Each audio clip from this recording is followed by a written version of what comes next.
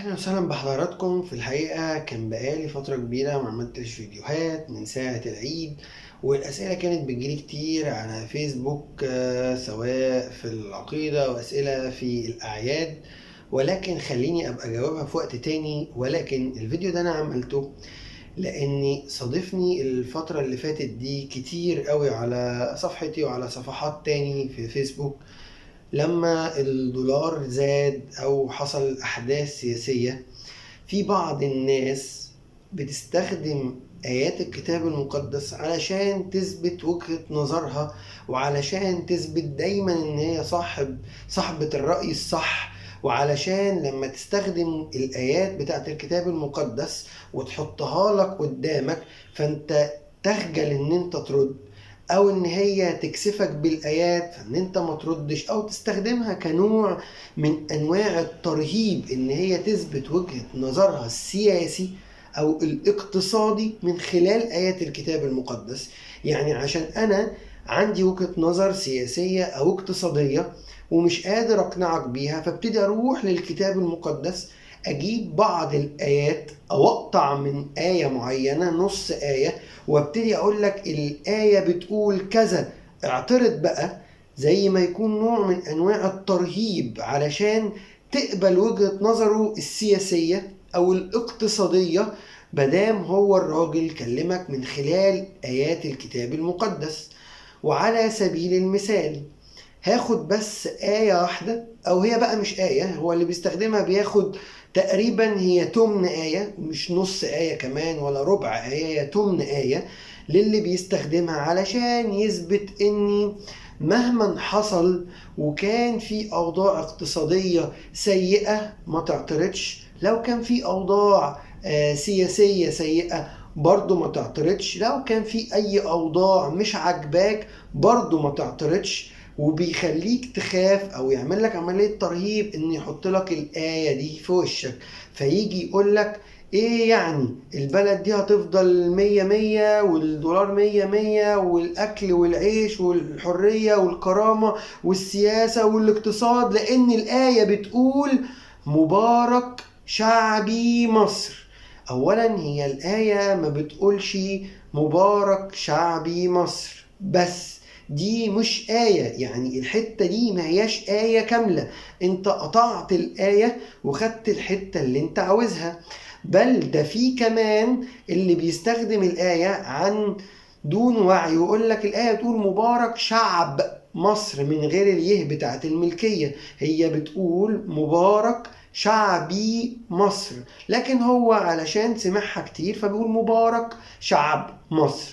اولا هي مبارك شعبي مصر، ثانيا هي دي مش الآية كاملة. الآية كاملة في أشعية 19 بتتكلم عن موضوع معين ونبوة معينة ملهاش دعوة لا بانتخابات ولا بدولار ولا بتعويم ولا بسعر العملة ولا بأي حاجة.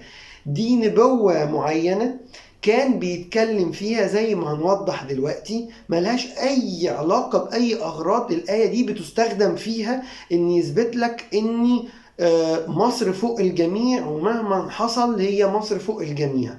خلينا نقول ان الاهلي بس هو اللي فوق الجميع، دي المقولة اللي معروفة. وخليني بقى اوضح لك النبوة بتقول ايه.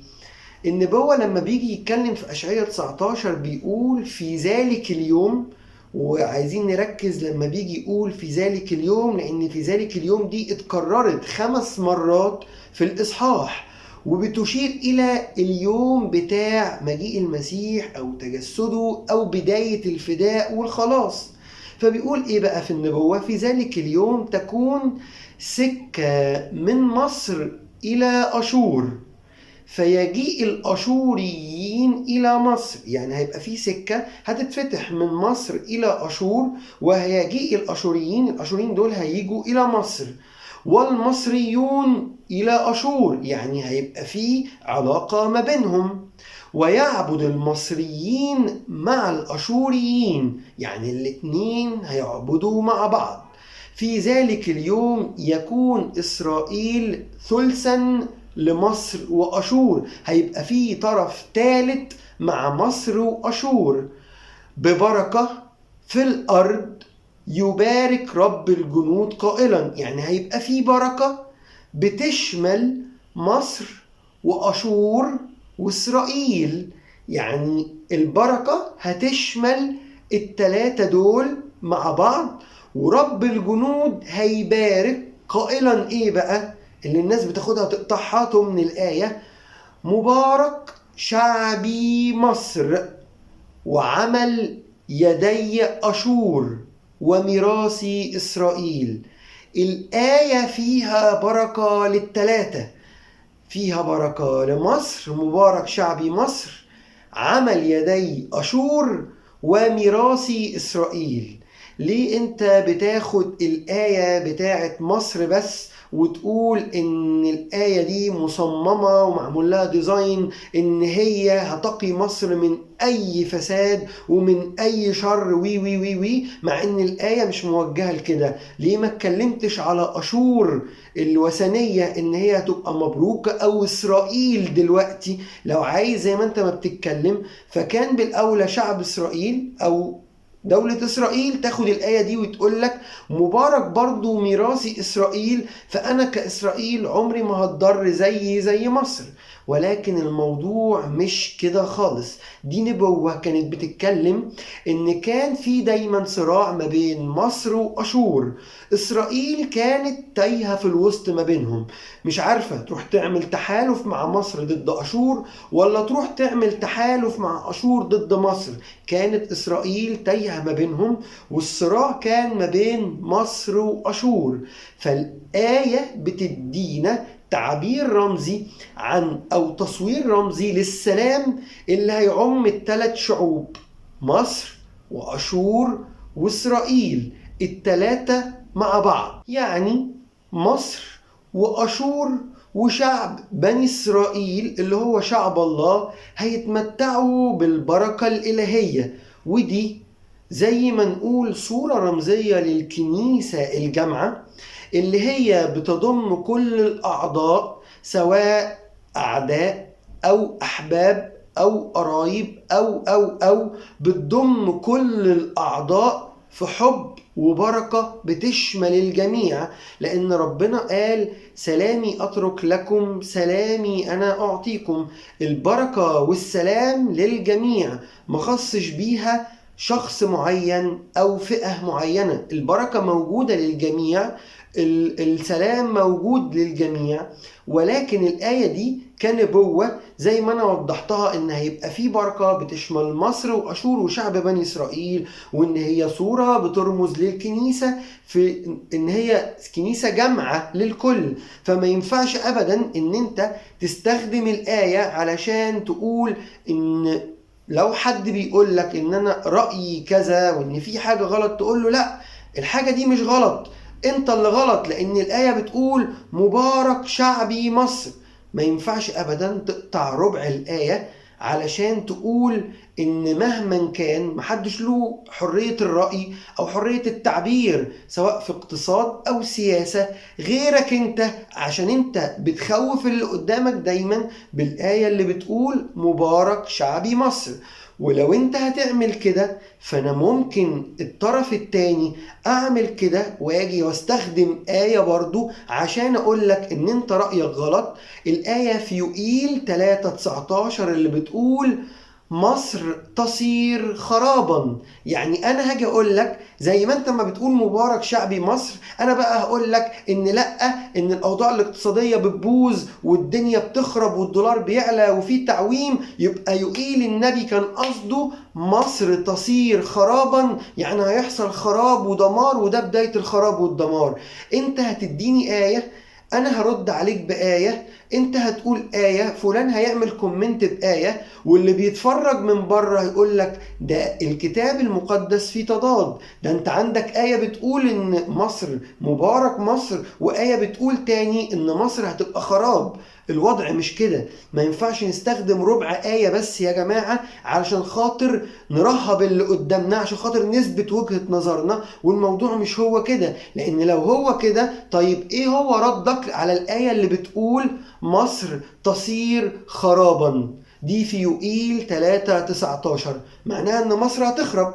يعني انا اكتب بقى ان مصر هتخرب، او حد يستخدم الايه دي يقول اهو مصر هتخرب يا جماعه الحقونا، ده يقيل النبي من زمان بيقول كده مصر تصير خرابا. ولكني اوضح لك برضو لما يقيل قال كده دي جزء مقصوص من آية، لأن الآية بتقول مصر تصير خرابا وأدوم تصير كفرا من أجل ظلمهم لبني يهوذا. يعني بسبب أن مصر وبسبب أن أدوم كانوا بيعملوا تحالفات وحروب على بني يهوذا، علشان كده الاتنين هيبقى عندهم أوضاع سيئة وهيخربوا بسبب ظلمهم لشعب إسرائيل والبني يهوذا. يعني مفيش حاجة اسمها مصر هتبقى خراب والدنيا هتخرب، ولا مبارك شعبي مصر فالدنيا وردي وعمرنا ما هنلاقي مشاكل سياسية واقتصادية. لا، في ده وفي ده، بس هو الفكرة من الفيديو ان ما ينفعش ابدا حد يستخدم آية من الكتاب المقدس ويقعد يكتبها في كومنتات، خصوصا لو الحد ده يعني ليه مقام كبير او دارس او عالم، ويبتدي يوجه الناس التوجه ده ويبتدي يرهب الناس محدش يقول وجهة نظره او حد يعترض لان الآية بتقول كده، والتاني يرد عليه لا ده الآية بتقول مصر تصير خرابا. والاتنين لا يعنوا المعنى الحرفي، الاتنين نبوات في العهد القديم، الاتنين كان ليهم سياق بيتكلموا فيه تاريخي ما بين مصر وأشور وبني إسرائيل، وما بين مصر وأدوم ويهوذا. لكن في الأول وفي الآخر في نهاية الفيديو أنا حبيت أوضح نقطة واحدة بس، إن مفيش حد يقطع آية علشان يستخدمها في ترهيب طرف تاني، أو علشان يثبت صحة أو وجهة نظره في أوضاع اقتصادية أو سياسية، لأن السيد المسيح قال إن السياسة ملهاش علاقة بالدين، قال اعطي مال قيصر لقيصر وما لله لله. قال في بيتك يا رب طليق القداسة، مش في بيتك يا رب طليق السياسة. احنا بنتكلم في الدين بعيدا ان احنا ناخد الدين ده ونوجهه سياسيا او اقتصاديا.